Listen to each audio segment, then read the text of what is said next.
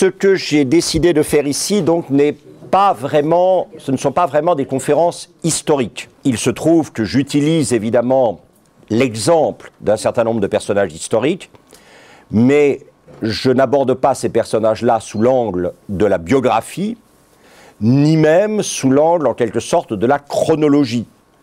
Ce qui m'intéresse, c'est de retrouver chez ces personnages, Roger II de Sicile, lors de notre première rencontre, l'empereur Akbar aujourd'hui, et puis la suite des 4 autres qui viendront après. Ce qui m'intéresse, c'est d'essayer de cerner un certain nombre d'éléments propres au leadership, dont beaucoup ont été formulés donc par Fred Greenstein, longtemps titulaire de la chaire de leadership à l'université de Princeton, qui a écrit ce livre dont je vous avais parlé la dernière fois, The Presidential Difference, et qui, je vous le rappelle, dans les 2 dernières pages, parce qu'il est, comme tous les Américains, soucieux d'une pratique venant de la réflexion théorique, la réflexion théorique étant elle-même articulée sur, effectivement, une étude de la praxis, du comportement des leaders, est amené à définir 6 points, 6 zones de vigilance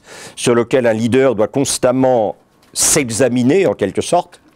La communication, dont on a dit que c'était tout sauf la com. L'organisation, dont je vous rappelle qu'elle n'a rien à voir avec l'emploi du temps, mais c'est la capacité à créer des organisations pertinentes pour répondre à la mobilité du réel.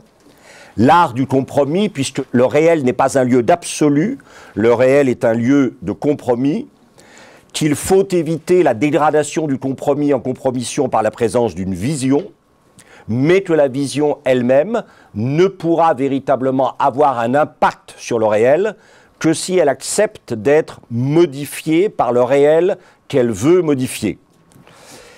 Et qu'en plus, les 2 qualités essentielles du leader aussi sont l'intelligence intellectuelle, ce qui ne suppose pas l'érudition ou l'intelligence abstraite, mais plutôt une sensibilité à la mobilité du réel, et enfin, finalement, une intelligence émotionnelle, dont on a vu avec Max Weber déjà la dernière fois qu'elle consiste d'abord et avant tout dans une lucidité sans faille, mais sans cruauté ni complaisance du leader sur elle-même ou sur lui-même. Je dis sur elle-même puisqu'il y aura une conférence la prochaine fois sur un leadership féminin.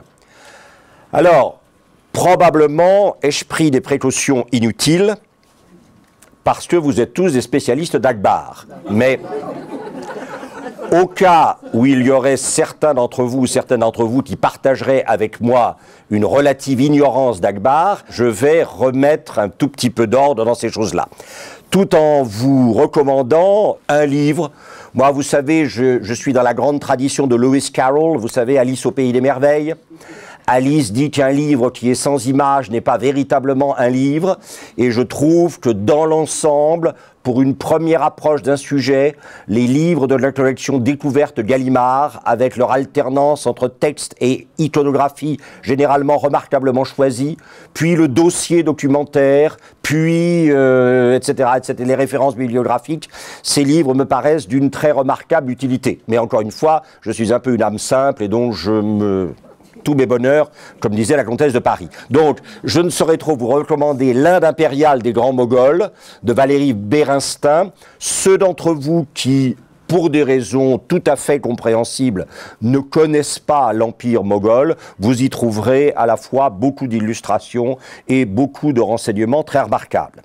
Alors, je rappelle, mais fallait-il le faire, c'est vous qui jugerez, qu'Akbar est le 3e empereur moghol.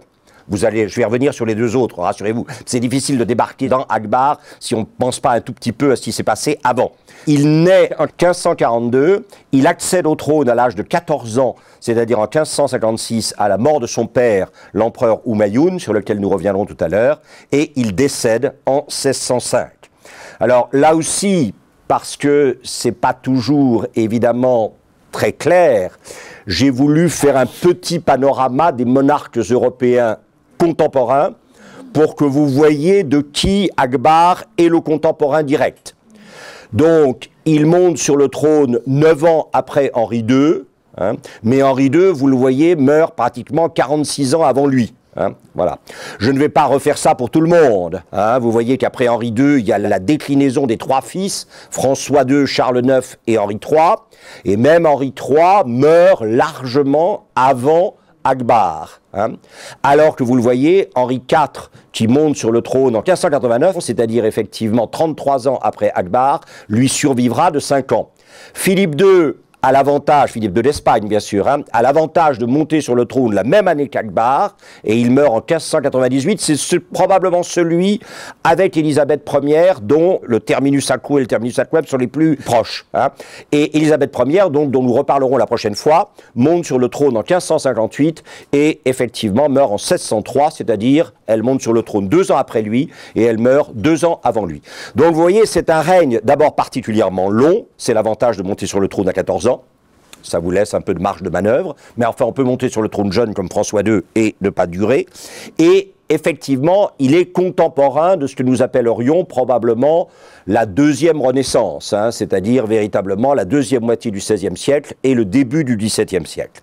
Alors si on essaie de le situer dans une dynastie qu'on va appeler la dynastie des empereurs moghols, alors vous voyez que j'ai remis Timour, Tamerlan, pour ceux d'entre vous qui le connaissent sous le nom de Tamerlan, c'est la même personne, grand conquérant, hein, on en reviendra tout à l'heure. Bon.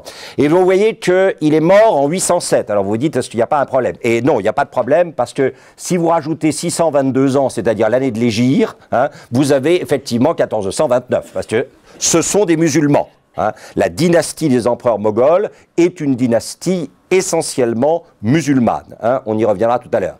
Et donc, à l'arrière-plan de tout ça, vous avez Timour. Je vous ai épargné la généalogie entre Timour. Ce qu'il faut bien voir, c'est que l'empire moghol est fondé par quelqu'un qui s'appelle Babour ou Baber, qui a inspiré à quelqu'un qui a une importance majeure dans notre enfance, le personnage de Babar. Hein. Bon, mais ça, voilà. Oui, oui, ça vient de là, tout simplement. Thierry de Brunhoff a pris son Babar chez Babour, hein, tout simplement.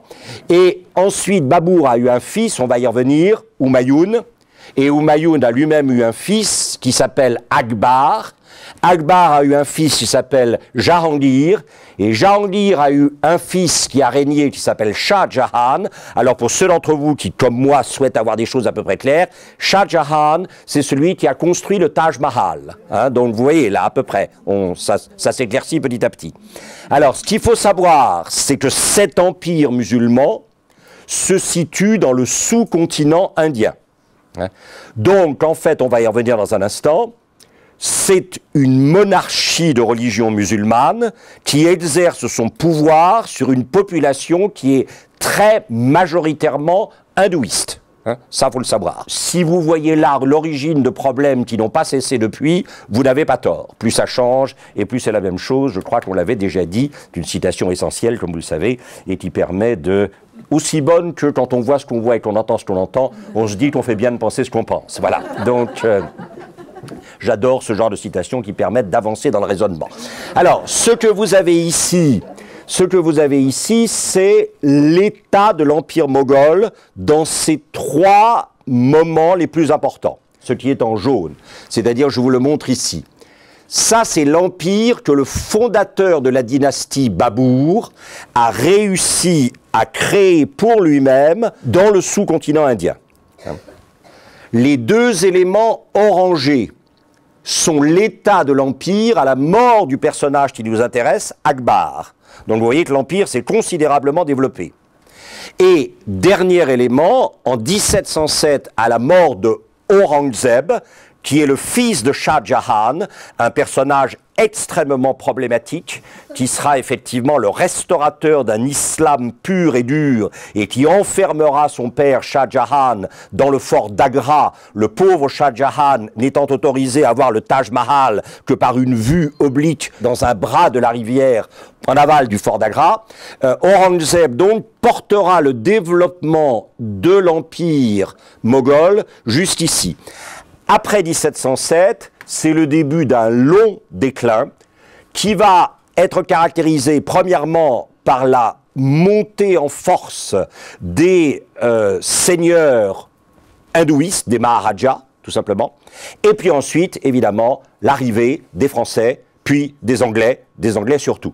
Et donc, si on essaie de rassembler très rapidement quelques faits sur l'Empire moghol, ces dates 1526, fondation par Babour, donc le fondateur de la dynastie, le grand-père d'Akbar, effondrement en 1858, consécutif à ce qu'on appelle en anglais « The Great Indian Mutiny », en français la révolte des Sipahs, qui conduira le dernier des empereurs moghols à prendre involontairement la tête de cette révolte, à être donc considéré par les Britanniques comme le chef de cette révolte, alors qu'il n'a consenti qu'à contre-cœur à être porté à la tête de cette révolte par les révoltés.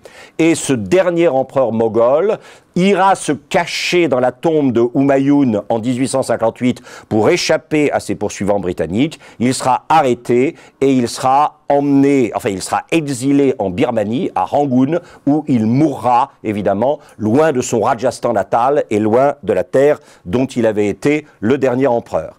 Alors, à l'origine, la tribu, la famille, le clan de Babour, c'est un clan turco-mongol qui parlait la langue Chagatai. Ne me demandez rien sur le Chagatai, hein, ça ne concerne pas le leadership. Donc, vous voyez, je m'en sors par même pas une pirouette, parce que si c'était une pirouette, je m'effondrerais lamentablement. Ce qui est très important, on va en reparler tout à l'heure, c'est que les heurts et malheurs du règne d'Humayun vont l'amener à se réfugier en Perse. Et que du coup, tout l'héritage turco-mongol va être persanisé. Et en particulier, l'un d'entre vous me demandait tout à l'heure si on verrait des miniatures. Bien sûr, on va voir des miniatures, mais c'est clair que la miniature moghole, on en reparlera tout à l'heure, est en fait un transfert, je n'ose pas dire de technologie, mais d'esthétique, entre l'empire persan et l'empire moghol. C'est tout simplement parce qu'Humayun a été en exil en Perse qu'il a ramené avec lui à la fin de son exil des artistes spécialisés dans l'art de la miniature persane et que la miniature moghole, qui est un moment extrêmement brillant de l'art de cet empire, a existé. Et enfin, effectivement, je vous l'avais dit, donc on aura une culture indo-persane et les souverains étaient musulmans dans une population qui était majoritairement hindouiste. Et donc, nous allons dire quelques mots, sinon je crois qu'on ne peut pas comprendre de quoi il s'agit, nous allons dire quelques mots des deux prédécesseurs d'Akbar. Non pas du tout, encore une fois, enfin non pas trop de manière historique, chronologique, factuelle, mais en essayant de voir quel type de leadership le père et le grand-père et le père d'Akbar ont représenté. Alors, vous avez ici une miniature tardive de Babour. Hein. Alors, ce qu'il y a de très très intéressant, c'est qu'on voit aussitôt, évidemment, un certain nombre de caractéristiques. Une vie de cour qui est au contact de la nature, ça c'est très net, hein, vous voyez les rochers, l'eau, on va reparler de l'eau tout à l'heure parce que c'est très important pour Babour. Vous voyez sur la gauche, ici vous le voyez, un orchestre, ce qui suppose effectivement très probablement une vie de cour caractérisée par la culture, ça c'est clair. Vous avez ensuite des guerriers, donc la cour est une cour guerrière, et en temps de paix, l'activité de la guerre se transforme très probablement en une activité de chasse. Hein. Je vous rappelle que Frédéric de Hohenstaufen a écrit un traité de fauconnerie et que, vous le voyez, un oiseau est rapporté ici alors que le faucon est déjà retourné vers son maître. Babour est donc présenté ici. Il naît en 1483, il réalise la conquête de son empire en 1526 et il meurt en 1530. Donc il profitera très peu de la création de cet empire. Et alors vous le voyez, c'est pas n'importe qui. Hein. C'est-à-dire que par sa mère, il descend de no less que Gengis Khan et par son père de Timur ou Tamerlan. Donc, je dirais qu'il y a une sorte de, de veine de conquérant qui court dans la famille. Hein. Ça, c'est clair. Des deux côtés, ce sont des gens qui sont habitués, effectivement, à la conquête et qui n'existent que par la conquête. Alors, vous le savez, il y a des capitaines d'industrie qui n'existent que par la fusion-acquisition. Hein, mais là, c'est un peu plus brutal, mais ça n'est pas sans rappeler, effectivement, que peut-être une structure de nature entrepreneuriale, quelle qu'elle soit, n'a le choix qu'entre croître ou mourir. Hein. Et ça, c'est quand même assez... Ça peut être assez terrifiant, parce que ça exige, évidemment, je ne sais pas du tout ce que pense Martin, enfin, je ne sais pas du tout ce que je pense, je vois bien que Martin Bouygues est en pourparlers avec Orange pour abandonner l'empire de télécommunications, mais vous voyez bien que cette idée de la conquête, cette idée de l'extension permanente ou inévitablement du repli et du déclin, pose sur les épaules du leader une responsabilité énorme qui est probablement l'absence totale d'un repos prolongé au profit, bien sûr, de l'esprit continuel de conquête et d'avancée. Alors, vous êtes ici, c'est une date très très importante, c'est le 21 avril 1526, c'est ce qu'on appelle la première bataille de Panipat. Je vais vous montrer tout à l'heure où est situé Panipat sur le territoire du sous-continent indien. Dans cette bataille, Babour va conquérir effectivement le territoire ou va gagner le droit de devenir le seigneur du territoire qui jusqu'ici était effectivement occupé par la dynastie des Lodi, LHODI, qui sont eux-mêmes des musulmans, bien sûr. Hein. Et à la première bataille de Panipat, le 21 avril 1526, qui marque véritablement la fin de la dynastie des Lodi et l'émergence de la dynastie moghole de Babour, il y a la mort du sultan Ibrahim, le dernier souverain de la dynastie Lodi. Donc, si on reprend un tout petit peu la carrière de Babour, nous avons vu qu'il est le descendant de Gengis Khan et de Timur Tamerlan. Au départ, la seigneurie, le territoire dont son père est le seigneur et que son père lui remet par héritage, c'est Fergana, tout ça c'est Ouzbékistan, Turkménistan actuel. Hein. Par 3 fois, il va prendre Samarcande pour en faire le lieu, évidemment, de son empire. Par 3 fois, il en sera chassé. Et c'est à la suite de ce triple échec sur Samarcande qu'il va réorienter ses forces ou ses visées en vue de l'Afghanistan actuel, du Pakistan actuel et de l'Inde, et que, reprenant un tout petit peu, si vous voulez, la trajectoire d'Alexandre le Grand, il va effectivement essayer de conquérir la partie nord du continent, du sous-continent indien, qu'on appelle, vous le savez, aujourd'hui, évidemment, le Rajasthan. Hein, il est véritablement la base, en quelque sorte, de l'empire moghol, qui était la base pratiquement de la seigneurie de la dynastie Lodi. C'est effectivement le Rajasthan actuel. Et vous voyez que à la fin, évidemment, de cette période de conquête, hein, qui est évidemment la fin de son règne, il occupe toute cette partie que nous avons déjà vue. Et vous voyez que Panipat est là. Hein, c'est là où se déroule donc cette mer des batailles, en quelque sorte, pour lui, qui va lui permettre enfin de se tailler un empire stable, même si, comme vous l'avez vu, il n'en profitera pas longtemps. Alors, ce qu'il y a de très très très étonnant, c'est que parmi tous les souverains musulmans conquérants qu'ont connu ces régions-là, hein, le seul qui ait écrit son autobiographie, c'est Babour, dans un livre qu'il est convenu d'appeler le Babour-Nama, qui se trouve encore aujourd'hui, alors majoritairement en anglais. Hein. Je vous ai retrouvé une édition, mais quasiment épuisée, en français, au cas où ça vous intéresserait. Mais c'est passionnant. Le Babour-Nama est un livre absolument extraordinaire, parce que vous avez toute l'histoire de Babour, c'est-à-dire de l'héritage de la couronne de son père, aux triples conquêtes et pertes de Samarcande, à la manière dont le royaume paternel a été divisé entre les demi-frères, et à la manière dont il a finalement décidé de partir et de s'en aller conquérir un autre territoire. J'aime beaucoup, je ne vous cache pas, le portrait de Babour que vous voyez là, puisqu'on va y revenir dans un instant, mais vous sentez bien que cet homme qui est un conquérant est aussi de façon extraordinaire un lecteur. On souhaiterait que certains leaders contemporains qui se définissent par la conquête soient aussi des lecteurs. Hein, mais là, chacun d'entre vous mettra les noms là où il convient de les mettre.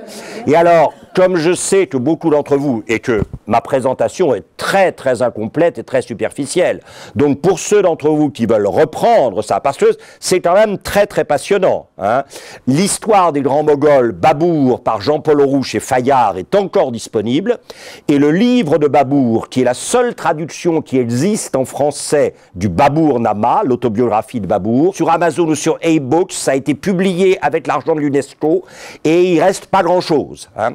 Et alors c'est probablement ça, si vous voulez, qui est étonnant, c'est que, donc, je ne reviens pas sur ce que nous avons déjà dit, mais en plus de cet aspect de conquérant, et de conquérant déterminé, et de conquérant jamais lassé, et de conquérant qui ne s'abandonne jamais au désespoir, même quand il a perdu Samarcande 3 fois après l'avoir pris 3 fois, hein, c'est quand même pas rien. Bon. Il est aussi un auteur. Et donc, d'une certaine façon, je suis moi-même la matière de mon livre. Si vous réfléchissez, quand Montaigne nous donne cette définition des essais, on n'est pas loin, à 30 ou 40 ans près, du Babur-Nama. Excepté que, si vous voulez, dans le cas de Montaigne, c'est un homme de pensée qui consent à l'action. Ici, vous avez dans Babur un homme d'action qui consent à la pensée, hein. Mais moi, ça me paraît quand même assez remarquable, ce rapprochement. Donc, c'est un écrivain, c'est un poète, c'est très important. Il n'y a pas véritablement... Alors là, on rêve aussi, vous voyez, de légitimité. Enfin, parce que je vois bien qu'il y a des écrivains en ce moment, mais on aimerait que ça soit peut-être un peu plus des poètes. Bon. Et puis, c'est un homme de science, vous voyez, et ça, c'est très beau. J'aime beaucoup la façon dont, dans ce portrait de Babur très étonnant, vous avez la juxtaposition du livre et de la plante, hein, c'est-à-dire, finalement, de ce qui est écrit et de ce qui est regardé. Hein, pour moi, ça c'est fondamental. Et alors, le dernier élément sur lequel je voulais insister, c'est que non seulement il est écrivain, poète, homme de science, mais il est passionné de jardin. Et ça restera évidemment dans toute la dynastie moghole. Les empereurs moghols sont passionnés de jardin.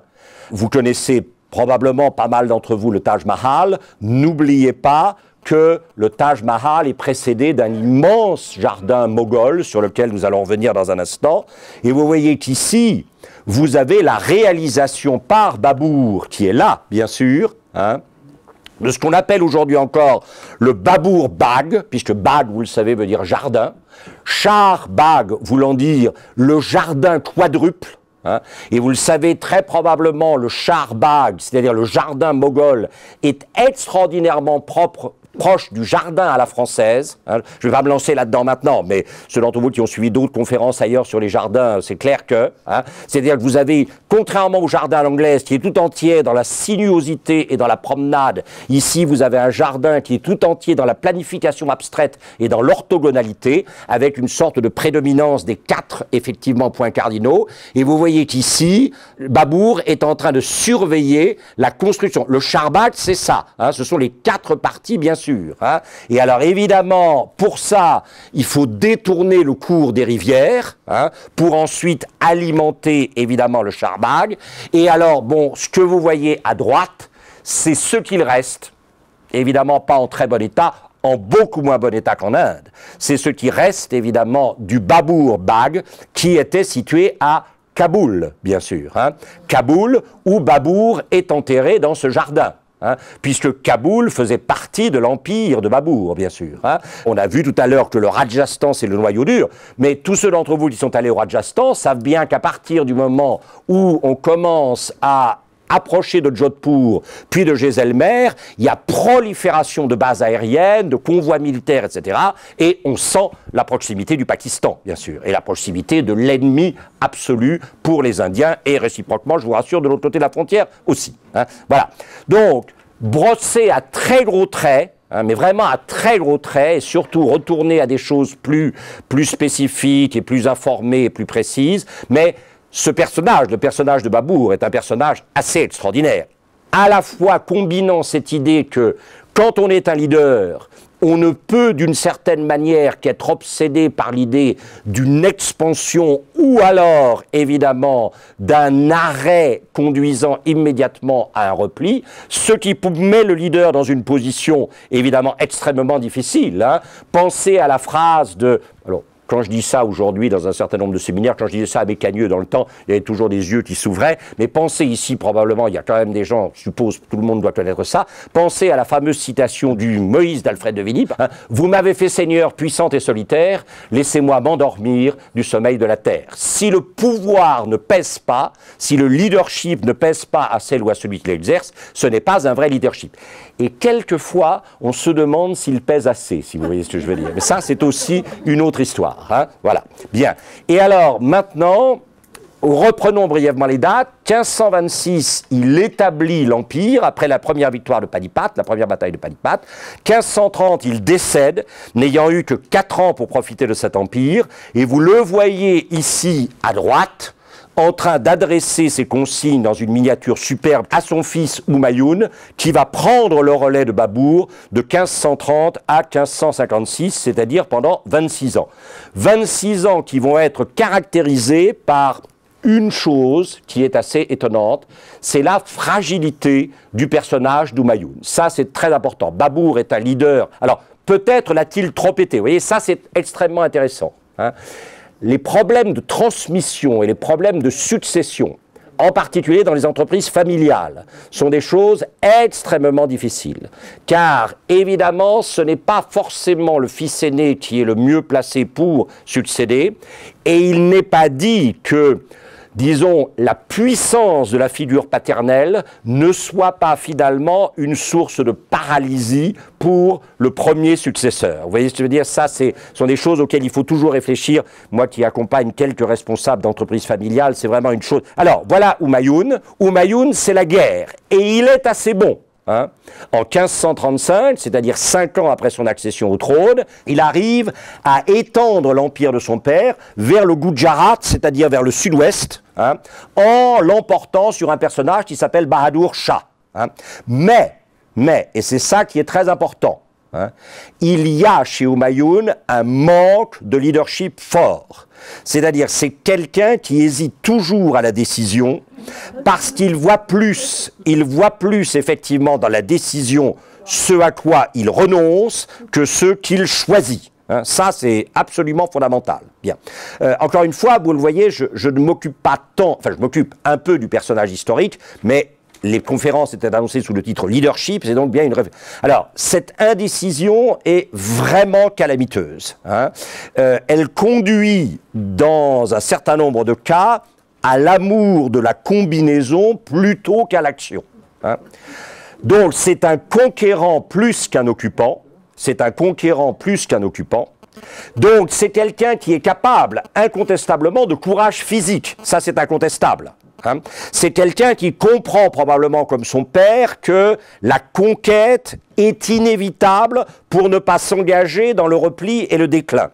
Mais il n'a pas l'amour du détail suffisant pour passer d'une vision de conquérant à une stratégie d'occupant. Vous voyez ce que je veux dire? Ça, c'est fondamental. Une fois que vous avez conquis, il faut occuper. Hein. Et on voit bien d'ailleurs que dans un certain nombre d'entreprises qui sont rachetées à la faveur d'une fusion-acquisition, le gros problème, c'est comment effectivement convaincre les deux équipes dirigeantes, puis l'ensemble, évidemment, des personnels, de déboucher sur une vision commune qui permettra au conglomérat de devenir aussi effectivement productif et finalement, disons, créateur de richesse, de valeur, que on l'espérait quand on a pensé la fusion-acquisition. Et alors, en plus, il y a le problème, effectivement, de ce qui est central, on y reviendra la prochaine fois à propos d'Elisabeth, sur la tension entre corps public et corps privé. Hein. Je fais allusion ici à quelque chose sur lequel je reviendrai, je crois que je l'ai déjà évoqué la dernière fois, la grande théorie de Kantorowicz sur le fait que tout leader a 2 corps, un corps public et un corps privé, que ceux qui sont sous la responsabilité de ce leader cherchent, c'est à savoir s'il y a cohérence entre le corps public et le corps privé. Souvent, entre ce que le corps public dit et ce que le corps privé fait ou est vu comme faisant. Là aussi, vous réfléchirez. Et que quand par hasard cette cohérence n'existe pas, on est en défaut d'exemplarité. et qu'en dépit de ce que disent tous les médias aujourd'hui, l'exemplarité reste quand même la source fondamentale de la légitimité. Hein, ça, c'est clair. Donc, évidemment, dans le corps privé d'Humayoun, c'est peut-être le résultat de la puissance écrasante de la combinaison corps public, corps privé du père Babour. Il y a dans le corps privé de Humayoun, comme il y aura d'ailleurs chez pas mal d'empereurs moghols à la suite, excepté Akbar, une combinaison de la poésie, qui n'est plus un attribut, qui devient une fragilité. Ça, c'est fondamental. Hein. Chez un leader, la dialectique force-fragilité est extrêmement importante. Une force qui devient d'une certaine manière trop monopolisatrice de l'attention du leader. Par exemple, ici, la poésie. C'est clair qu'un leader qui est poète, ça a quand même un certain charme et probablement une certaine valeur. Mais si le leader passe trop de temps à la poésie, alors la force se renverse évidemment en fragilité. Deuxièmement, l'alcool, ça c'est clair, hein, qui est une manière effectivement, qui est une conduite addictive qui permet d'échapper à une tension insupportable et qui est la tension de l'assomption du leadership. Le bang, le cannabis, hein, alors aujourd'hui vous verrez les divergences, hein, l'opium. Et puis, alors ça c'est très important, le recours à l'astrologie. C'est-à-dire l'idée que ce n'est pas l'action qui compte, mais que l'action est déterminée par des puissances extérieures à la volonté du sujet et extérieures à la réalité quotidienne. Vous voyez ce que je veux dire? Là, on entre dans une sorte de crédulité. Hein. Vous savez, Elisabeth Tessier a hanté pendant un certain temps les couloirs du... Vous voyez, ça, plus ça change et plus c'est la même chose. Hein. Moi, voilà, c'est à se demander pourquoi on ne travaille pas plus dans une école à Strasbourg les figures du leadership ancien. Comme ça éviterait les faiblesses. Mais voilà, bon, enfin, peu importe, avançons. Hein. Alors, du coup, évidemment, ce qui devait arriver arriva. C'est-à-dire que devant cette fragilité d'Humayoun, qui n'est pas un personnage négatif, mais c'est un personnage qui, visiblement, n'arrive pas à faire le ménage chez lui. C'est-à-dire qu'il y a une sorte de mouvement centrifuge de ses qualités au lieu d'un mouvement centripète. Ça, c'est très net. Le leader est quelqu'un qui est capable de rassembler la variété de ses énergies et de les ordonner à la cohérence et à la force de son action. Hein.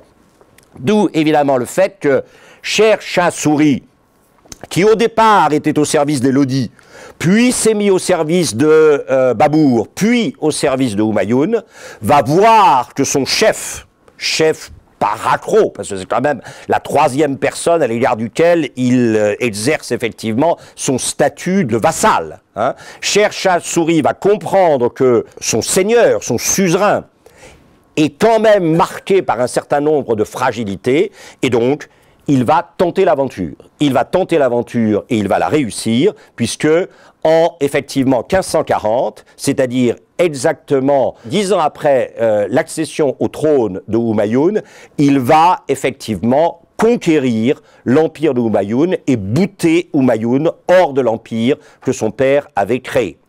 Alors ça, c'est très important. Sher Shah Suri est un personnage qui va, au contraire de Humayoun, et Babour n'a pas le temps, qui va utiliser le pouvoir pour faire progresser l'organisation et la cohérence organisationnelle de l'Empire. Donc c'est à la fois un conquérant qui tout de suite transforme ses qualités de conquérant en qualités d'occupant. Vous voyez ce que je veux dire? C'est la vieille idée de Platon dans le dialogue politique, qui est que nous avons tendance à considérer le leader comme un pasteur qui tire le troupeau de l'avant ou qui le pousse à l'arrière, c'est la figure du conquérant, alors que le leader devrait être envisagé comme un tisserand, c'est-à-dire quelqu'un qui est un occupant, c'est-à-dire quelqu'un qui croise les compétences et qui est capable de la triplette, passez-moi l'expression, que j'ai peut-être déjà donnée, repérage des talents, promotion des talents jusqu'à l'excellence par la confiance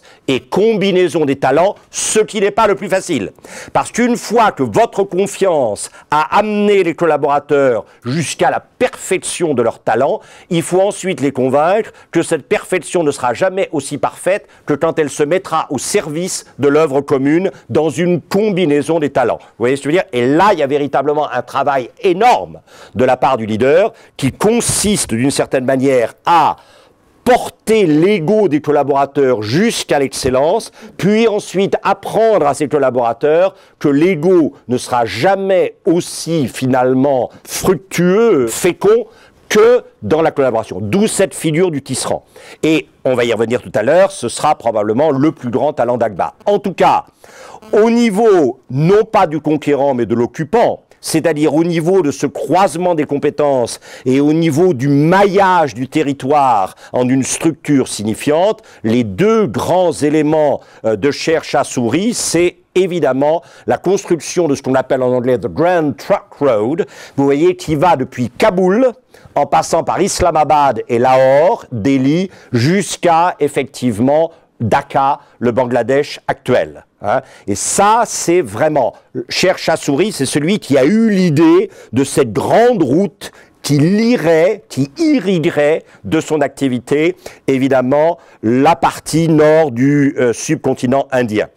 Cette route, elle est fondamentale. Vous la retrouverez, évidemment, dans ce qui est peut-être le plus beau roman qu'on ait écrit sur l'Inde, le roman de Rudyard Kipling qui s'appelle Kim. Si vous n'avez jamais lu Kim, alors réjouissez-vous, vous avez encore de beaux moments de lecture devant vous. Et à cette sorte de, comment dirais-je, à cette sorte de quadrillage du territoire. Là, on est vraiment dans les occupants. Hein, cette sorte de quadrillage, de maillage du territoire de manière signifiante, de manière à ce que le territoire ne soit plus abandonné au hasard, mais qu'il soit organisé autour d'une nécessité qui est une nécessité de circulation des hommes, des idées, des marchandises, etc.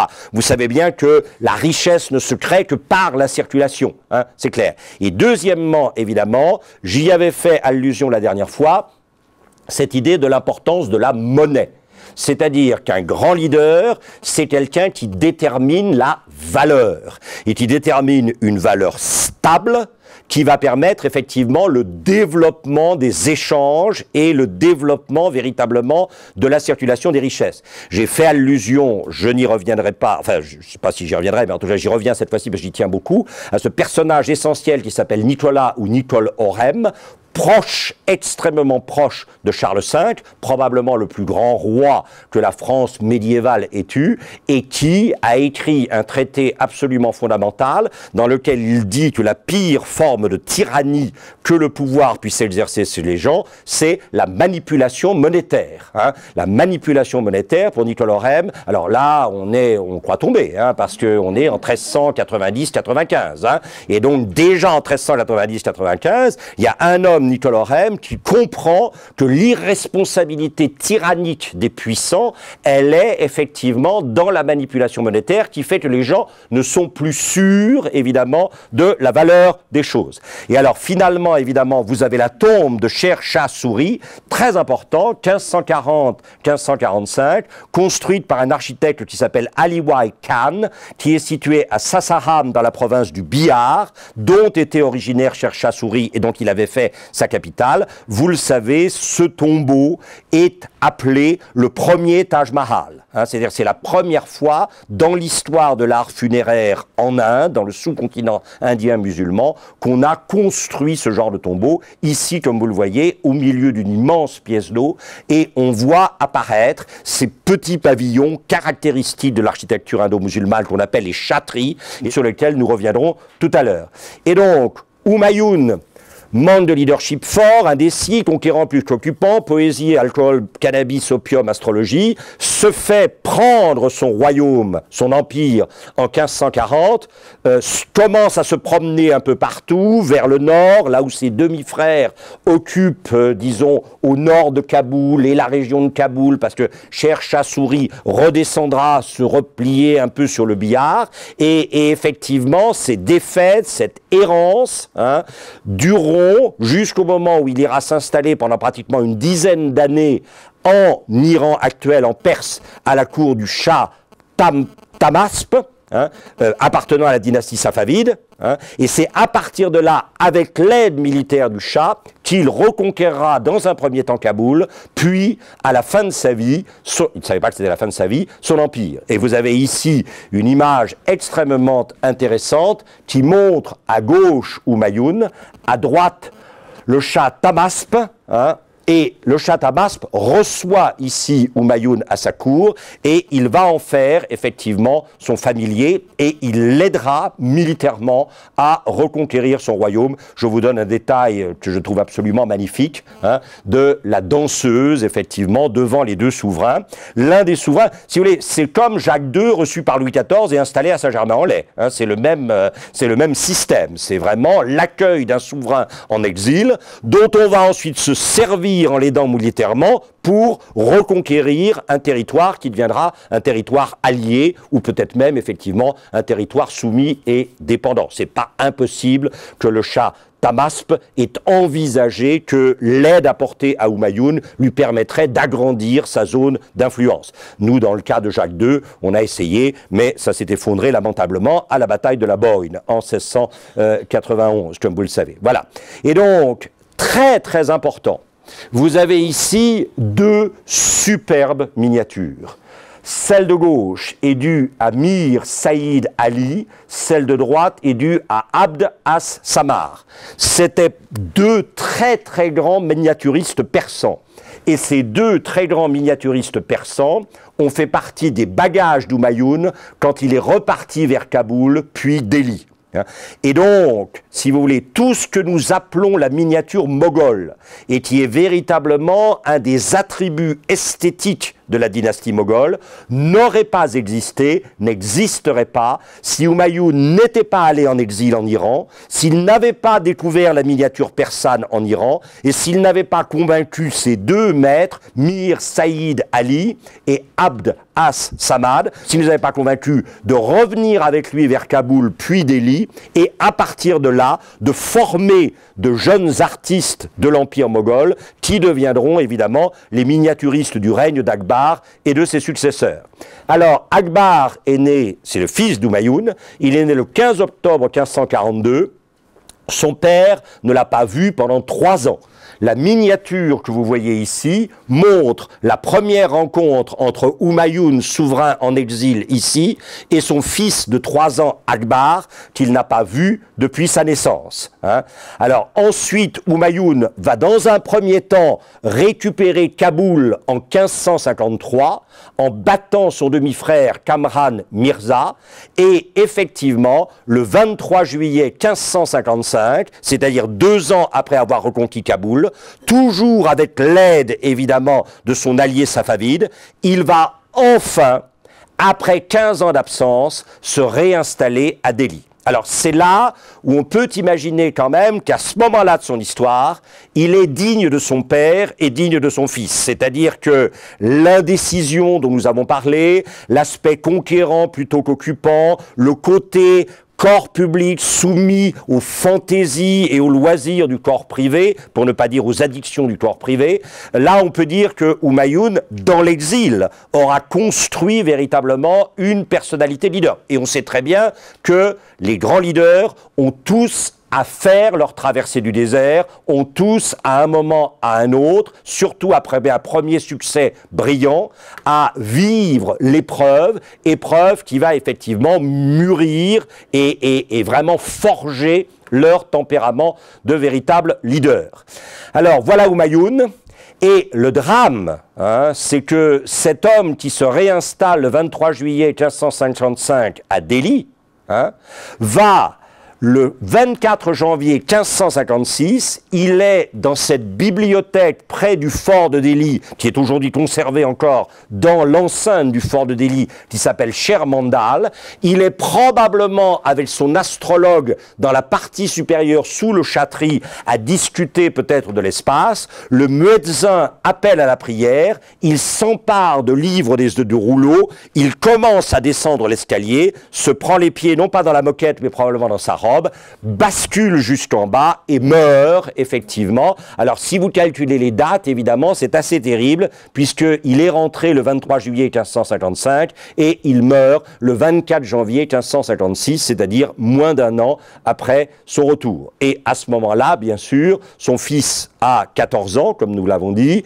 Alors, si vous êtes allé à Delhi, vous n'avez pas pu ne pas voir cela, qui est effectivement la tombe d'Humayun, qui est un des monuments les plus somptueux de l'Inde musulmane, dans la ville de Delhi, au milieu du Charbagh, hein, c'est-à-dire que la répartition quadripartite du jardin tourne autour de ce grand point central qu'est le mausolée de l'empereur. Hein, vous savez que dans le Taj Mahal, le mausolée sera reporté au fond du jardin, au bord de la rivière, qu'on se demande toujours encore d'ailleurs si Shah Jahan n'avait pas pensé à construire un mausolée pour lui de l'autre côté de la rivière, en face du Taj Mahal, et si évidemment l'union du masculin et du féminin de chaque côté de la rivière ne déterminait pas deux charbags devant chacun des deux mausolées. Ça, les spécialistes de l'architecture moghole réfléchissent beaucoup là-dessus.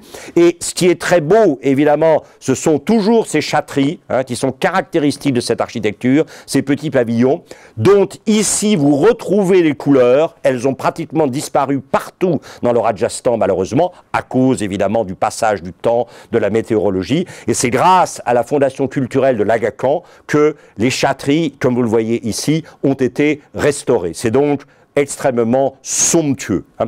Alors Akbar est né, encore une fois, en 1542, il va régner, il n'a pas vu son père pendant ses 3 premières années, et il va régner de 1556 à 1605, après la mort accidentelle de son père. Alors, on ne sait pas, en fait, mais il a toujours fait, peut-être de manière un tout petit peu, par une sorte de vanité inversée, mais il a toujours fait profession de ne savoir ni lire ni écrire. Hein. Ça, c'est évidemment essentiel. Par contre, dès sa jeunesse, évidemment, il est véritablement dans l'exercice physique. Hein.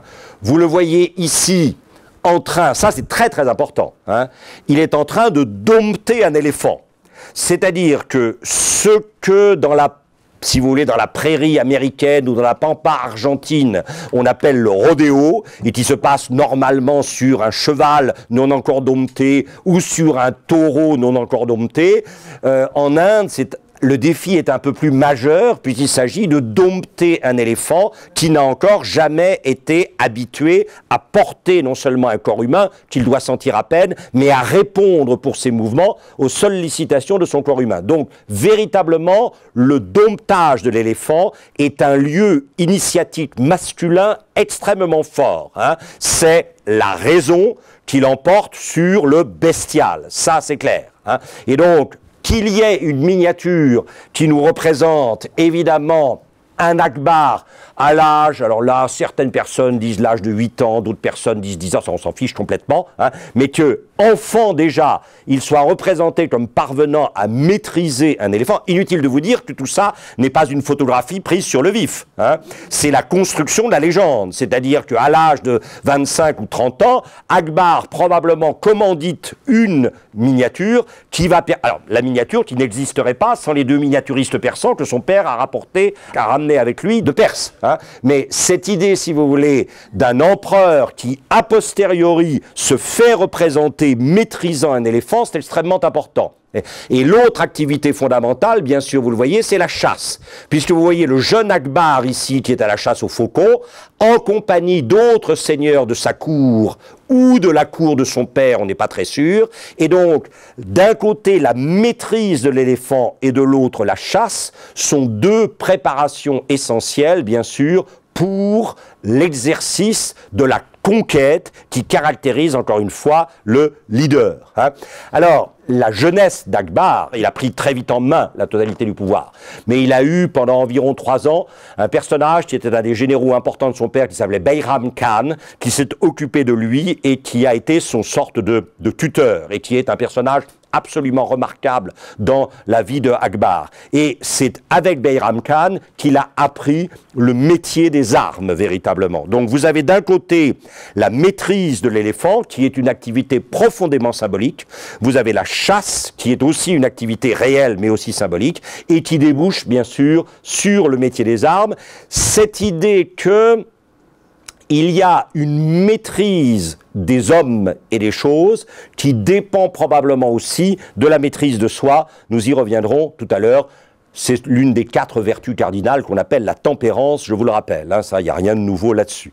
Et vous le voyez, partant de l'empire de son grand-père et de son père, Babour et Humayun, empire reconquis à grands frais, si je puis dire, par son père, et vous voyez que progressivement, effectivement, Akbar va englober dans l'empire moghol, à la fois il va définitivement mettre un terme au désir d'indépendance d'autres membres de la famille moghole situés autour de Kaboul ou de Kandahar, et qu'il va commencer, alors son père avait déjà vaincu le sultan du Gujarat, mais là, il va l'occuper de manière systématique, et ensuite, il va occuper pratiquement jusqu'au Décan, ce qui est très important. Vous le savez, le seul des Maharajas qui ne se soumettra pas à l'autorité de Akbar, c'est le Maharaja de Udaipur, ou Mewar, hein, qui résistera jusqu'au bout à l'incorporation dans l'Empire moghol.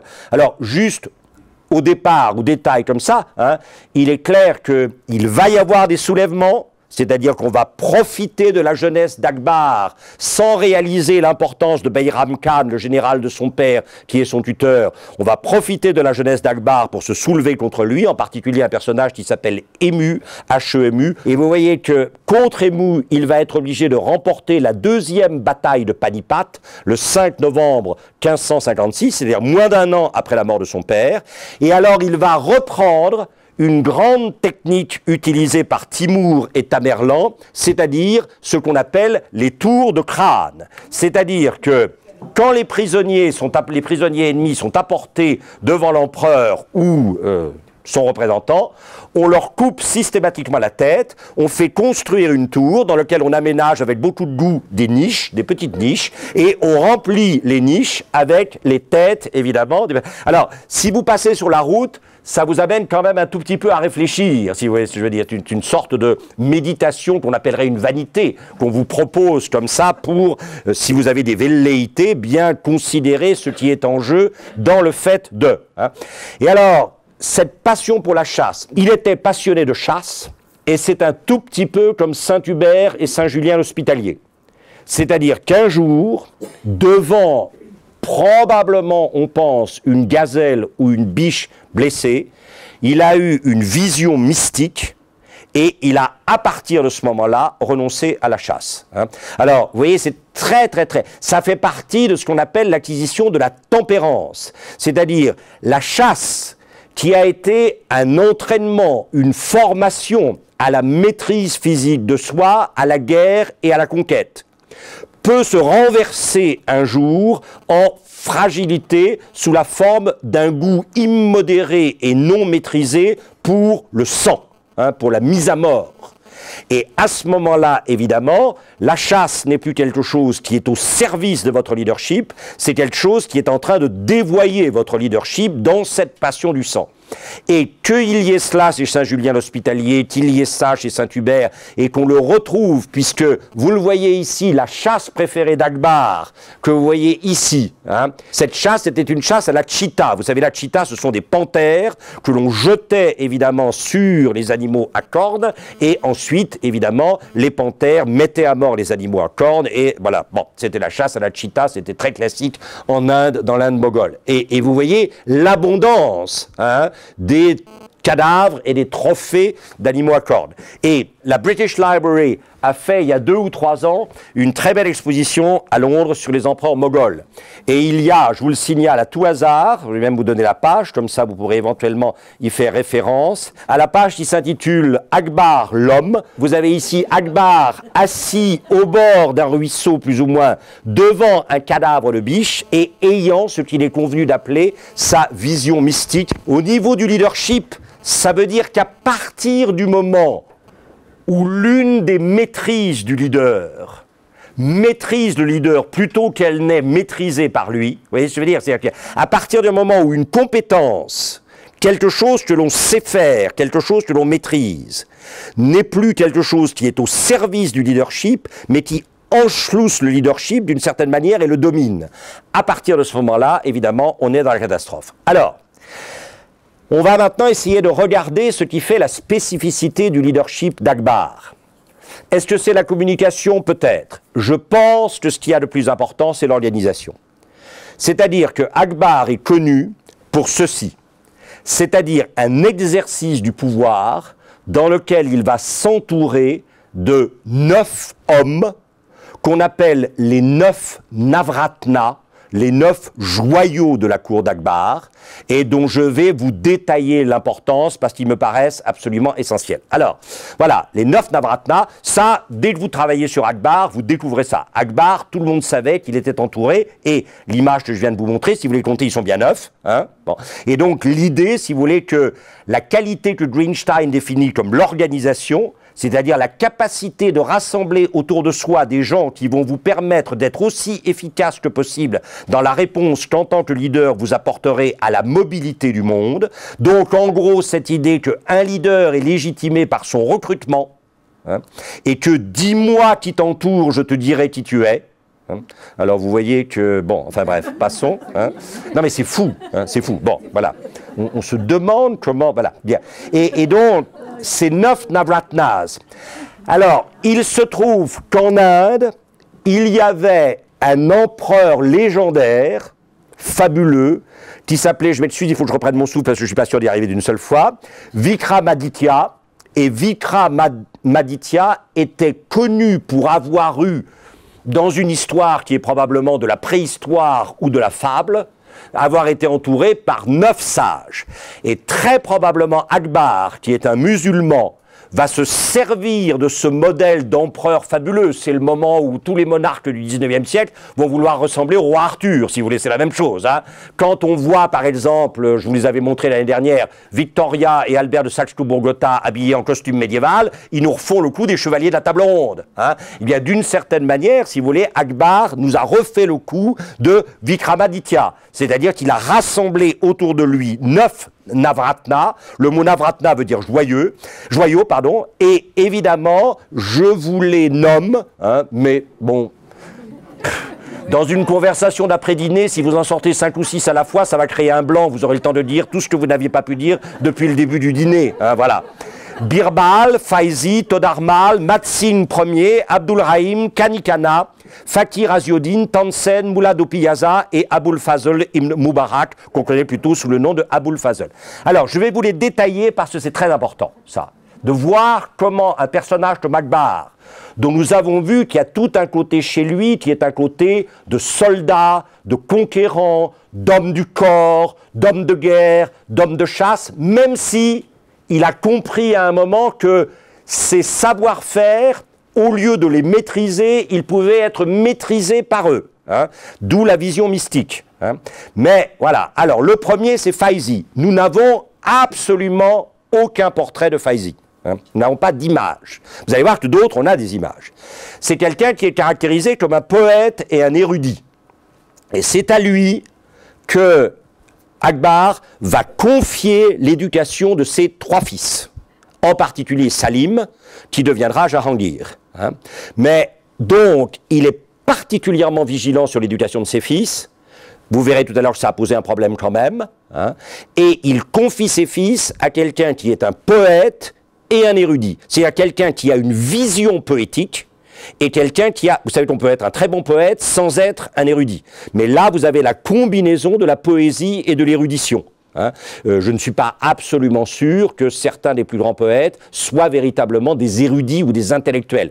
Si vous prenez Mallarmé et Valéry, c'est clair que ce sont des poètes qui sont des érudits. Mais il y a d'autres poètes, je ne suis pas absolument sûr que Paul Verlaine était un très grand érudit. Ça n'empêche pas que nous connaissons tous probablement plus de poèmes par cœur. Si tant est que qui que ce soit connaisse encore, pas dans nos générations, rassurez-vous, mais si tant est que qui que ce soit connaisse encore les poèmes par cœur. Hein. Mais écoutez la chanson bien douce qui ne pleure que pour vous plaire, elle est discrète, elle est légère, un frisson d'eau sur de la mousse. Une fois que vous avez fait le premier quatrain, du cimetière marin, le reste, ça devient un peu plus complexe. Hein. Quant à se souvenir d'un sonnet entier de Mallarmé, il faut se lever tôt le matin. Hein. Bon, voilà. Je ne dis pas que ça soit impossible, hein, mais voilà. Donc, là, vous avez la double figure du poète, visionnaire et inspiré, et de l'érudit, l'homme de connaissance. Ce qui n'est pas forcément la même chose, ça peut être une alliance des contraires, et à ces gens-là, il confie l'éducation de ses fils. Todarmal, ça c'est le grand personnage, un des grands personnages.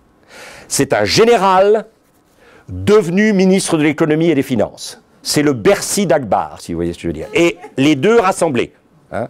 C'est-à-dire que c'est lui qui va mettre au point un nouveau système de taxation, ça, il ne faut pas vous faire d'illusions, hein, ne rêvez pas. Là aussi, plus ça change et plus c'est la même chose.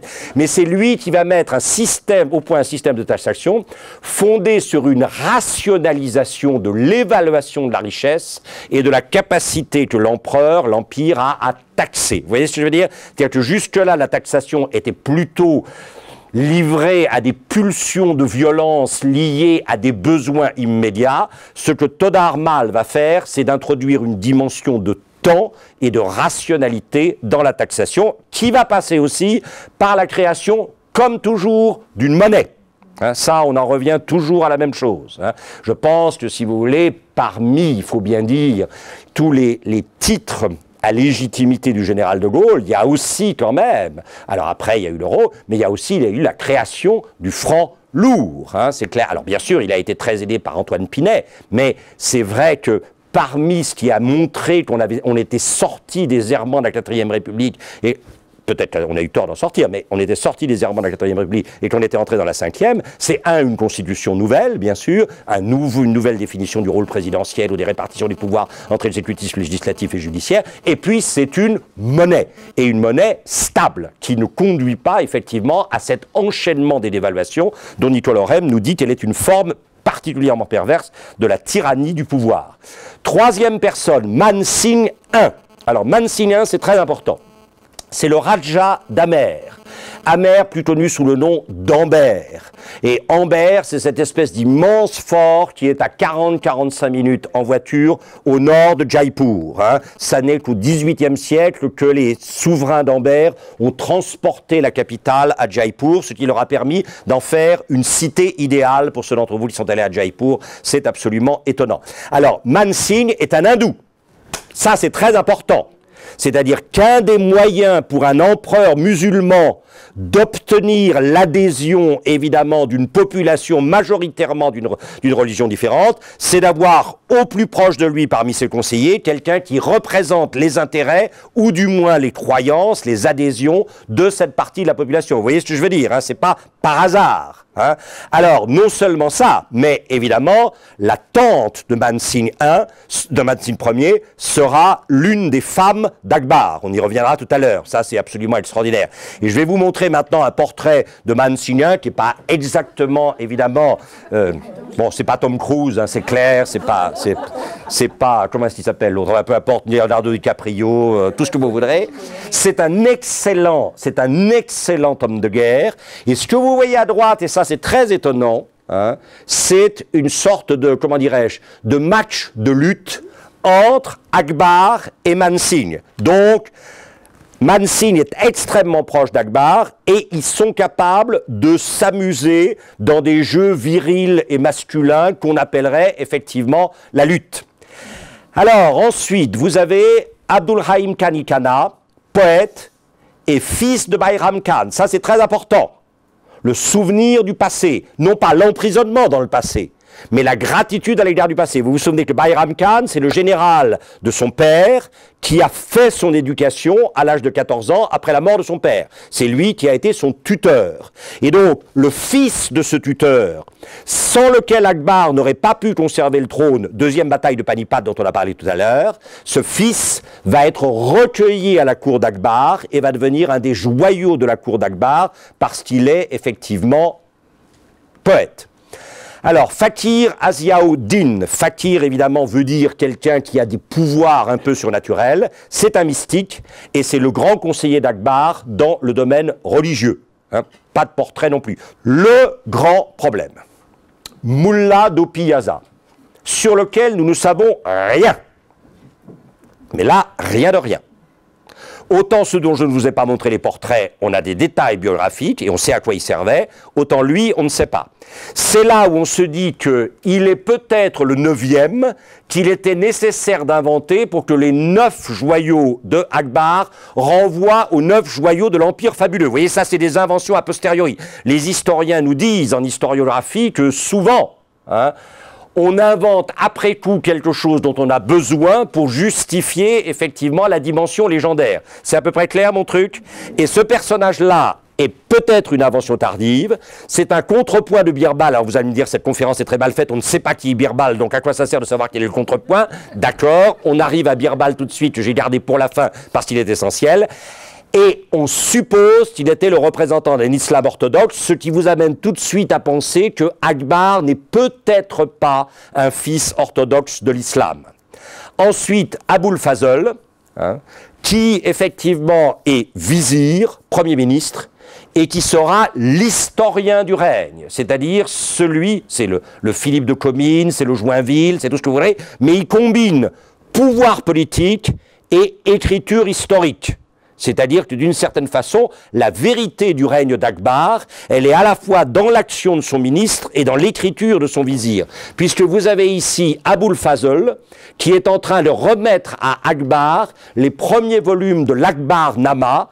Et là, évidemment, ce n'est pas Akbar qui écrit sa propre histoire comme son grand-père, Babour, c'est Akbar qui fait écrire à son vizir écrivain l'histoire de son règne. Ça, c'est très important. Alors maintenant, il nous reste les deux derniers, qui sont absolument fondamentaux, puisque nous avons parlé de tous, sauf de deux, Birbal et Tansen. Et là, évidemment, vous avez l'image suprême. Tansen, c'est le musicien. C'est-à-dire celui qui rappelle que le leader est responsable de l'harmonie de la communauté dont elle ou il a la charge. Il y a une dimension musicale dans le leadership. Et c'est un leadership qui débouche sur des discordances et des dissonances continuelles dans la société dont elle ou il a la charge, ne peut pas être un leader légitime. D'où cette figure du musicien, ici absolument magnifique, puisque vous avez Tansen qui est ici, avec le somptueux pan, qui est en train de prendre une leçon de musique, et que vous voyez que Akbar, derrière, mais à distance, n'interfère pas dans la leçon de musique, mais qu'en même temps, il y assiste parce qu'il espère que l'amélioration de son musicien de cour rejaillira sur sa propre maîtrise de l'harmonie de sa cour et de la nation. C'est tout simplement somptueux. Je veux dire, là, on est vraiment, on se dit, voilà. Alors, ce professeur de musique ou ce grand musicien ascète, très probablement, qui joue de ces instruments à cordes hindous magnifiques, Swami Haridas, le professeur s'appelle Swami Haridas, vous avez Tansen ici, et vous avez, bien sûr, Akbar derrière. J'adore cette manière que Akbar a de se faire représenter derrière, comme s'il ne voulait pas interférer entre le professeur et celui qui apprend, mais comme s'il espérait que celui qui apprend et dont il a fait son musicien de cour, la maîtrise toujours plus grande de son musicien de cour rejaillira en gain d'harmonie sur la communauté dont elle ou il a la charge. Ça, c'est très important. Et puis alors, bien sûr, vous avez Birbal. Et Birbal, c'est le fou. Ça, c'est fondamental. Il n'y a pas de leadership sans présence du fou. Alors, Birbal est devenu un personnage extrêmement important dans la littérature pour enfants indienne. Si vous allez en Inde, si vous rencontrez des Indiens, tout le monde connaît Birbal. Personne ne sait qui il est vraiment, mais Birbal, si vous voulez, c'est l'équivalent, je sais pas moi, de Guignol ou de quelque chose comme ça. Et Birbal, c'est le fou. Vous vous souvenez, j'avais parlé tout à l'heure de Mullah Dopiyaza, dont on n'est pas sûr qu'il ait existé, et qui était le représentant de l'islam orthodoxe. Le fou, Birbal, c'est celui qui est directement et dialectiquement opposé à ce représentant de l'islam orthodoxe. Le fou, bien sûr, le voilà chez nous, avec son chapeau à grelots, son vêtement multicolore et sa marotte. Je me permets de vous rappeler brièvement ce que doit faire le fou. Le fou aime le leader. Et il ne se permet le comportement qui est le sien que pour faire comprendre au leader que le leader n'est pas tout à fait à la hauteur où lui, le fou, l'espérait. C'est-à-dire que quand le fou critique le leader, s'amuse du leader, tourne le leader en dérision, c'est pour montrer au leader qu'il n'est pas tout à fait à la hauteur où il l'attendait à cause du respect et de l'amour qu'il a pour lui. N'oubliez jamais que le fou rapporte la réalité quand la vérité de la communauté tente à devenir dogmatique. Qu'est-ce que je ne veux pas dire par là? Ça veut dire que le grand danger d'une communauté, c'est qu'une communauté est formée autour d'une vérité, mais que cette vérité a tendance à se corrompre en dogme. Vous voyez ce que je veux dire? Parce qu'il y a le phénomène du plus petit commun dénominateur, c'est-à-dire qu'on cherche désespérément le plus petit commun dénominateur sur lequel on va pouvoir se mettre d'accord et qui évitera de discuter sérieusement ou de s'affronter ou de se confronter, etc. Et quand effectivement une communauté tend à s'enfermer dans son plus petit commun dénominateur, c'est-à-dire à faire de la vérité qui l'anime un dogme, il faut rapporter de la réalité contre le dogme. C'est ça que fait le fou. En faisant ça, le fou empêche les conseillers de devenir des courtisans. Ça, c'est fondamental. Car il n'y a rien de plus dangereux pour un leader qu'un conseiller qui a été obligé, pour survivre, de devenir un courtisan. À la première fragilité du leader, le courtisan se retournera contre lui pour le dévorer. Je vous rappelle brièvement, parce que je ne l'ai pas mis ici, parce que je ne voulais pas quand même qu'on croie que toutes ces conférences sont destinées à déstabiliser quelqu'un. Mais s'il y a un seul rôle que le leader ne peut pas jouer, c'est celui du fou. S'il y a un seul rôle que le leader ne peut pas jouer, c'est celui du fou. Et la prolifération du registre de la plaisanterie quand on est leader, même si ça fait beaucoup rire les foules, est profondément destructrice du leadership. N'oubliez pas, alors je ne vais surtout pas prendre d'exemple contemporain parce qu'il n'y en a pas, bien sûr, mais quand vous pensez à J6M, Jean-Marie Messier, moi-même, maître du monde, la photographie dans Paris Match avec le trou dans la chaussette, j'avais dit à Francine Vincent, qui était sa DRH et avec qui je travaillais beaucoup à l'époque, je lui ai dit c'est dommage qu'on ne voit pas ton patron dans les séminaires parce qu'il apprendrait que le seul rôle qu'il vaut mieux ne pas usurper quand on est leader, c'est celui de fou. C'est le seul rôle qui soit interdit. Le leader ne peut pas jouer le rôle du fou. Sinon, évidemment, les conseillers sont obligés de rire avec le leader et donc deviennent des courtisans. Ils ne sont plus des fenêtres sur le réel, ils sont des mises en miroir du leader qu'on appelle l'effet de cour. Vous voyez ce que je veux dire? Et un conseiller humilié jusqu'à devenir courtisan n'aura qu'une idée, c'est de se venger de son leader une fois que le leader déploiera la moindre fragilité. Et dernier élément sur lequel il est très important pour moi, le fou rappelle le leader à la lecture anamorphique du réel. La lecture anamorphique du réel, c'est quoi? C'est ça. C'est-à-dire, le leader est quelqu'un qui voit non pas ou le lapin ou le canard, mais et le lapin et le canard. Ça, c'est absolument fondamental. Un leader qui n'est pas capable de voir l'obstacle et l'opportunité dans une même configuration du réel, un leader qui n'est pas capable d'interpréter les configurations du réel comme rassemblant à la fois la dimension d'obstacle et la dimension de l'opportunité, n'est pas un vrai leader. Et donc, le fou, c'est celui qui, quand le leader s'en va trop vers l'obstacle, lui rappelle l'opportunité. Quand le leader s'en va un peu enthousiaste, engagez-vous, qui disait vous verrez du pays, il lui rappelle quand même que dans toute configuration d'opportunité, il y a un obstacle. Alors, incontestablement, Akbar est, comme tous les grands leaders, un très grand bâtisseur. Ça, c'est clair. C'est-à-dire qu'il donne une forme visible, microcosmique, la ville, à l'organisation macrocosmique du royaume. Ça, c'est clair. Tous les grands leaders ont débouché sur l'architecture et sur l'urbanisme. C'est-à-dire que l'architecture et l'urbanisme sont une manière de donner une forme microcosmique, une visibilité microcosmique à l'ordonnancement macrocosmique du royaume. C'est clair, ça, je pense. Et alors, évidemment, pour ceux d'entre vous qui sont allés au Rajasthan, c'est clair qu'il n'y a pas de plus bel endroit au monde que Fatehpur Sikri. Si vous n'êtes jamais allé au Fatehpur Sikri, surtout ne restez pas là. Sortez, prenez un taxi, allez à Roissy, sautez dans un avion et envoyez-nous des cartes postales pour la prochaine fois, parce que c'est tellement absolument fabuleux. Et alors, je vous le rappelle, Fatehpur Sikri, évidemment, s'est organisé de façon absolument prodigieuse. On va juste passer quelques minutes là-dessus, on n'a pas le temps, mais vous allez voir. Et là, on commence à entrer dans la grandeur d'Akbar. La femme musulmane, la femme chrétienne, la femme hindoue. Alors, vous me direz, est-ce que c'est bien d'avoir 3 femmes? Ne vous inquiétez pas pour 3, il devait y en avoir au moins 250 ou 280, donc on va passer sur les... Mais vous voyez, cette idée que dans les contraintes culturelles de l'époque, qui sont la polygamie, il n'y a pas question qu'un souverain musulman à l'échelon royal ou impérial ne soit pas polygame. Dans les contraintes culturelles de l'époque, polygamie, Akbar va introduire une dimension absolument extraordinaire, c'est qu'il va avoir 3 femmes principales qui appartiennent chacune à l'une des 3 religions majeures de son empire. Les 2 grandes religions fondatrices, l'hindouisme et l'islam, et la religion montante à partir de Goa et de la présence de plus en plus marquée des jésuites, c'est-à-dire effectivement la présence du christianisme. Ça, c'est absolument étonnant.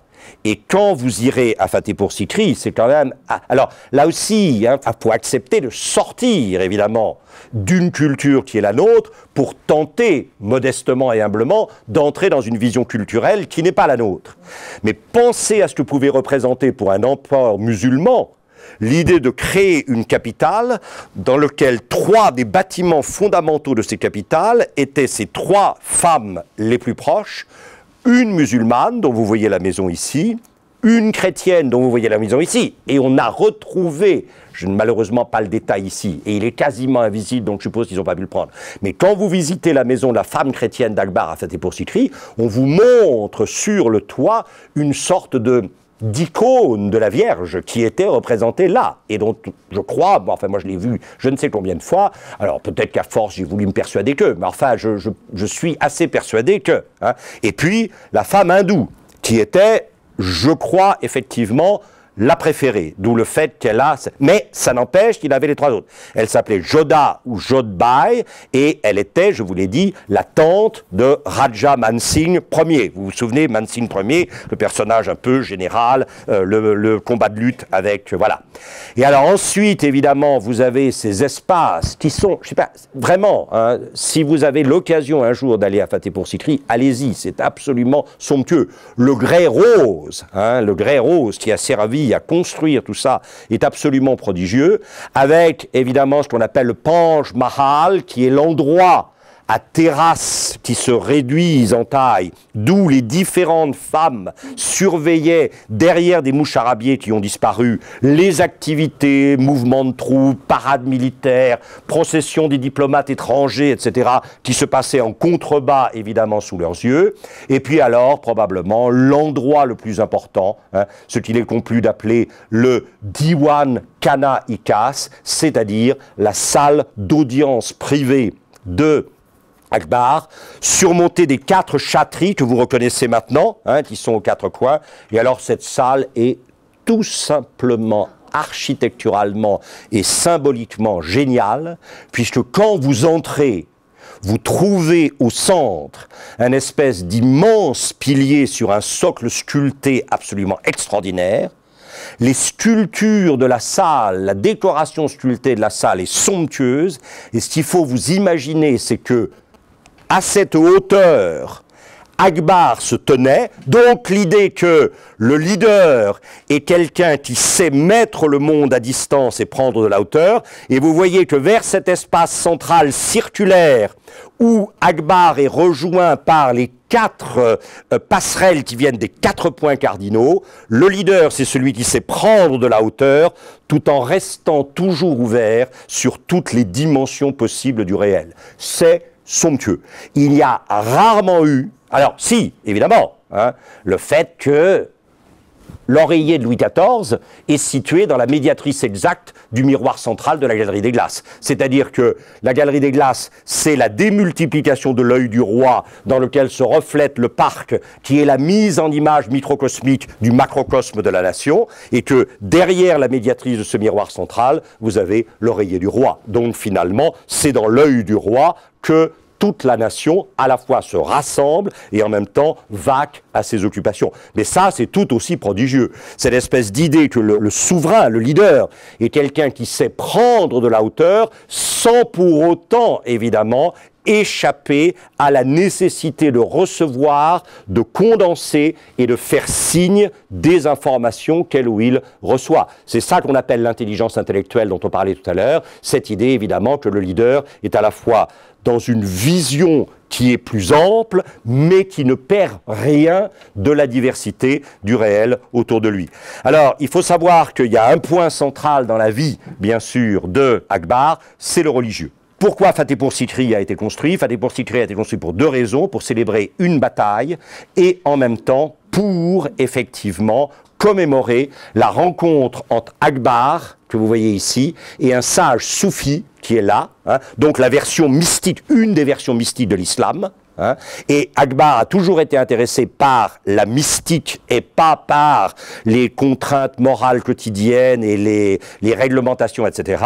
Je vous rappelle où est situé Fatehpur Sikri dans l'Inde et je vous remontre encore une fois Akbar à droite, visitant effectivement l'ermite Sikri dont il a été effectivement le disciple en quelque sorte. C'est lui, cet ermite soufi, qui lui a appris, alors qu'il était sans descendance, qu'il aurait finalement 3 fils. Et évidemment, la promesse de l'ermite s'est réalisée. D'où le fait que dans Fatehpur Sikri, vous avez cet endroit absolument magnifique en arbre blanc, qui est à la fois l'endroit qui commémore l'ermitage et la tombe de l'ermite soufi. Et alors, l'image qui est peut-être la plus extraordinaire de tout le règne d'Akbar, puisque un jour, Akbar, alors très probablement autour de 1581-1582, Akbar a convoqué dans la même pièce des musulmans, des hindous, des jaïns et les hommes en noir que vous voyez là, c'est-à-dire les jésuites, bien sûr. Hein,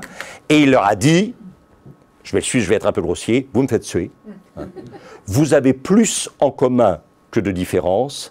Voulez-vous, s'il vous plaît, vous mettre d'accord sur une religion universelle au nom de laquelle on ne pourra plus se diviser et tuer? Ça, si vous voulez, alors là, quand vous cherchez des leaders dans l'histoire du monde, hein, voilà, lui, il avait quand même... Voilà. Et c'est absolument extraordinaire. Hein. Aurangzeb, hein, son donc arrière-petit-fils, a détruit la maison où Akbar a organisé ses réunions.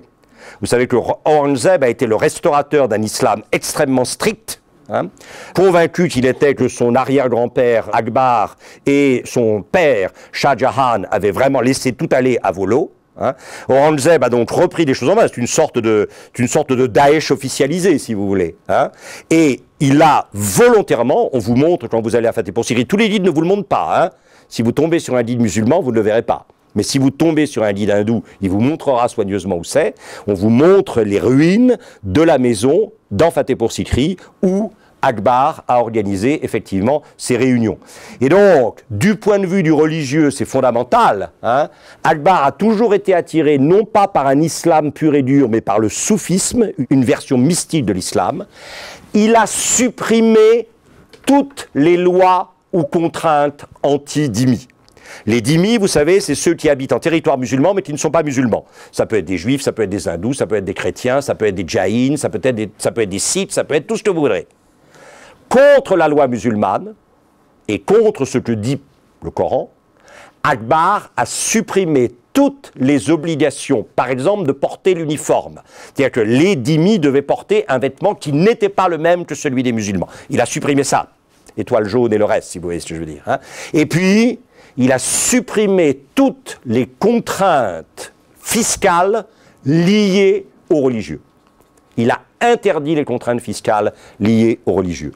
En 1580, donc, il a accueilli, venant de Goa, Rodolphe Acquaviva, un jésuite italien qui est devenu ensuite préposé général de la Compagnie de Jésus, Antoine Monserrate, un espagnol qui a écrit une chronique de ses rencontres avec Akbar qui sont absolument passionnantes, et puis François Henriquez, qui, contrairement à son nom, était un persan converti au catholicisme et qui a servi d'interprète, bien sûr, pour les jésuites quand, venant de Goa, ils sont arrivés à la cour d'Akbar. Alors, le drame, c'est que les jésuites ont cru qu'ils l'avaient converti. Mais Akbar n'a jamais voulu être converti à une dénomination particulière. Il a toujours aspiré à une religion universelle qu'il appelait le Din-i-Ilahi, hein, qui n'a jamais connu que 2 fidèles, Akbar lui-même et Aboul Fazl, son vizir. Hein, voilà. C'est peut-être là, effectivement, que on n'arrive pas à transformer la vision en un art du compromis. Vous voyez ce que je veux dire? C'est peut-être là que le leadership d'Akbar échoue, c'est-à-dire qu'il a cette vision de la religion universelle dont il n'arrivera pas à la transformer en compromis. Et dans la représentation que vous avez ici de son fils Jahangir, hein, avec cette extraordinaire présence du Christ, hein, Jahangir, en iconographie musulmane, est représenté comme étant à la fois l'axe et la lumière du monde puisqu'il porte le globe dans la main et qu'il est entouré d'une auréole, au détriment, bien sûr, du Christ. Donc on voit bien qu'après le règne de Akbar, on a essayé désespérément de restaurer une sorte de supériorité de l'islam sur le christianisme, auquel Akbar a vraiment ouvert la voie, mais pas pour s'y convertir, ni pour convertir son peuple, mais pour faire en sorte que ceux qui préféraient cette voie-là soient acceptés et que tous ceux qui avaient un chemin vers le sens et vers la transcendance soient respectés dans la spécificité de leur chemin par les autres chemins. Vous voyez qu'on retrouve là un tout petit peu l'intuition de Roger II, hein, devoir public, droit privé, l'État étant à la jonction de la nécessité de faire appliquer ses devoirs publics et de faire respecter ses droits privés. Alors, le problème, évidemment, d'Akbar, c'est la succession. Vous avez ici Akbar à cheval qui reçoit l'hommage de son fils Salim, le futur Jahangir, dont le moins qu'on puisse dire, c'est que Aboul Fazl, vizir et historien du règne d'Akbar, Aboul Fazl n'était pas très impressionné. Maintenant, il faut se méfier, hein. On sait bien que les conseillers du leader sortant n'ont jamais beaucoup d'affection pour le leader à venir, hein. Je répète parfois ce mot du cardinal Richaud, qui était cardinal archevêque de Bordeaux, auquel on avait nommé à la fin de sa vie un coadjuteur, et qui disait: à chaque fois que j'entends mon coadjuteur marcher au-dessus de ma tête, c'est comme si j'entendais les pas que je fais vers la tombe. Donc c'est vrai qu'il y a un vrai problème, si vous voulez. Et là, je crois qu'il y a un problème de transmission. Alors, ce qui est très clair, c'est que Akbar a très bien réussi au niveau de la transmission des compétences. Il a fait donner à ses trois fils une éducation de prince absolument remarquable. Il ne s'est jamais intéressé à eux personnellement. C'est-à-dire qu'il n'y avait pas de lien affectif entre eux. Et ça, c'est important, vous voyez. Un leader ne peut pas être sans affectivité. Un leader ne peut pas être dominé par son affectivité. On est à nouveau là dans une ligne de crête, hein, qui est absolument fondamentale. Il m'arrive de montrer le fameux diptyque de Marilyn Monroe par Warhol. Et la partie de droite, vous avez des photomatons de Marilyn Monroe, sous-exposés. Elle devient invisible, surexposée, elle devient invisible aussi. Pour le leadership, c'est la même chose. Un leadership surexposé est un leadership qui, effectivement, se détruit par surexposition. Un leadership sous-exposé est un leadership qui se détruit aussi. Et là aussi, c'est la même chose, effectivement, pour l'affectivité. Un leader ne peut pas être sans affectivité. Un leader ne peut pas être dominé par son affectivité. Et dans la relation de Akbar à Jahangir, il y a très probablement eu ce défaut d'affectivité, quelle que soit par ailleurs la qualité intellectuelle et, disons, éducation mens sana in corpore sano que Akbar a fait donner à ses fils. J'aime beaucoup cette lettre, hein, que Akbar envoie à un de ses parents, Mourad, qu'il nomme à 21 ans gouverneur de Malwa. Et les 4 points de la lettre sont absolument géniaux. Qu'aucun élément de différence religieuse n'interfère dans la vie politique. Devoir public, droit privé. Le pouvoir est à la jonction de cette séparation qui doit être maintenue de façon totalement efficace pour garantir la paix publique. Ne confond pas juste punition et violence. Il est normal que le crime soit châtié. Le châtiment trop violent du crime n'est pas justice. Orne ton conseil d'hommes de compétence et d'expérience, c'est-à-dire entoure-toi de gens qui savent et de gens qui ont fait. Car quelquefois, le faire vient montrer les limites du savoir, de même que le savoir peut constamment éclairer le faire. Accepte les excuses qu'on te présentera, ce qui, en termes de contemporanéité, s'appelle « accorde un droit à l'échec ». Or, vous le savez, il n'y a pas d'innovation sans droit à l'échec. Et dans la société française fondée sur la suprématie du diplôme, c'est-à-dire sur l'infaillibilité, le droit à l'échec n'est malheureusement que très très rarement reconnu, ce qui rend finalement l'innovation impossible, car il ne peut pas y avoir d'innovation sans droit à l'échec. Voilà, je vous ai présenté donc à gauche Akbar dans ce portrait officiel de cour, et à droite, cette image qui m'a toujours bouleversé. Je ne sais pas qui est l'artiste, on ne sait pas qui est l'artiste. Vous voyez la part extraordinaire de la réserve. La réserve, vous savez, c'est la partie d'un tableau qui n'est pas peinte. Et face à cette espèce de réserve, une sorte d'énigme de la réalité, d'énigme du monde, surgit le visage de quelqu'un dont toute l'activité est à la fois de penser afin d'agir dans cette réserve, effectivement, du monde. Je vous remercie.